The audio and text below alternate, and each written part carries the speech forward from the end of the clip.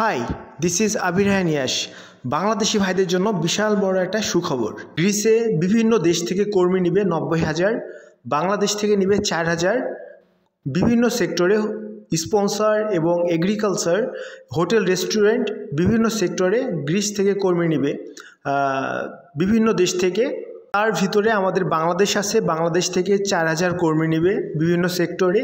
তো বাংলাদেশি ভাইদের জন্য বিশাল বড় একটা সুখবর।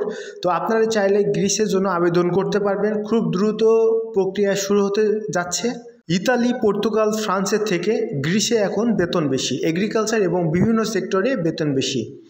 আপনারা চাইলে গ্রিসে আবেদন করতে পারবেন। আমার বাংলাদেশি ভাইদের জন্য সুবর্ণ সুযোগ।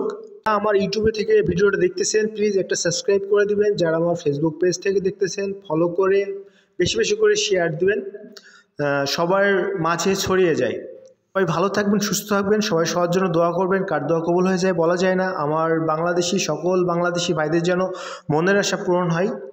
আপনারা সবাই এখন তো জানেন ইতালির বর্তমান অবস্থা কীরকম। অনেকে রিজেক্ট খাইছে, অনেকে নলস্তা পাইছে, কিন্তু অ্যাপয়েন্টমেন্ট ডেট পাচ্ছে না। অনেকেই সমস্যার ভিতরে পড়ছে। কিন্তু এখানে যে গ্রিসে যে সার্কুলার দিয়েছে, বাংলাদেশ থেকে 4,000 কর্মী নিবে বিভিন্ন সেক্টরে। তো আপনারা চাইলে আবেদন করতে পারবেন।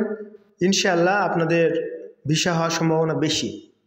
সবাই ভালো থাকবেন। আল্লাহ হাফেজ।